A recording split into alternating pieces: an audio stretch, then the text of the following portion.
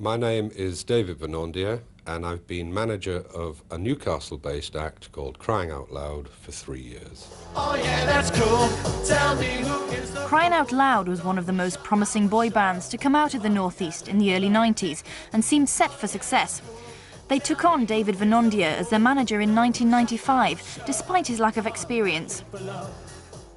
I had no prior experience in music management at all, and was in fact down a social club where they were playing live to an absolute teeming audience. Now the girls were cavorting about, their stage capability was amazing, but what I noticed was the electricity between them and the audience, and I thought, there's something here which is better or had more potential than just the average. By 1997, Crying Out Loud was being courted by record companies, and they were about to get their first national television exposure when band member John Fisher fell seriously ill with a rare gastric virus. We were basically going down to take part in the Jonathan Ross Talent Show, LWT, and John had been complaining he hadn't been feeling that well prior to this. In fact, he was bad enough to be laid up. All I know is that on the Sunday morning, I got a phone call from one of the band members, I think it was Paul. It basically said, oh, you know, we've got a problem.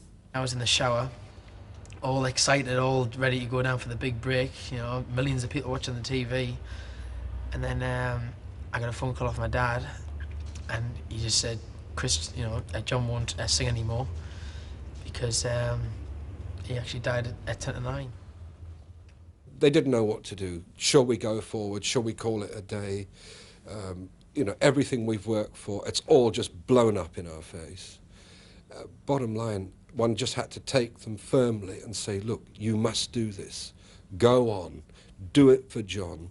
Do it for yourselves. You owe it to yourselves, and have a go and see if you can gain this success.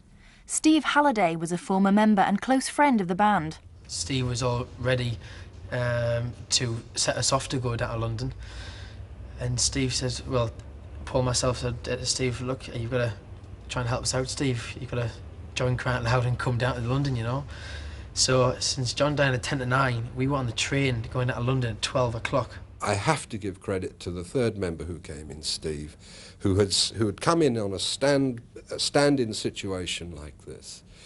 To perform the way they did with that on their shoulders was just, in my opinion, amazing. Kick it. Get up, everybody, wake up. Sisters and brothers, kick it. Get up, everybody, don't be just one of the others. Tell me who makes the fool. Don't push your hours shut. Come on, got it. We'll kick it. Oh yeah, that's cool. Tell me who makes the fool. Don't push your hours shut. Come on, got it. Oh yeah.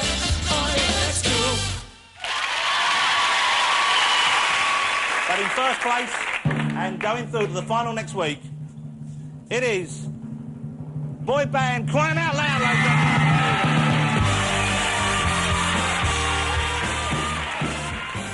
gentlemen. It was all up and down from then. To my feelings, I mean, John was my best mate. He only lived around the corner. He was a brother to me. I think we should have stopped it after the Big Big Talent Show, because if something goes out of something which is working so well, the chemistry's not there. I mean, nothing against Steve. I mean, Steve's a very talented guy, good singer, good actor, but if you've worked with a group of people for so long and you take somebody out of that team, not take them out, but they actually go off the face of the earth, you can't replace that feeling you get on stage. They, one day, just fell apart. They just split. Steve and Paul left England to work abroad, leaving Chris to start again from scratch.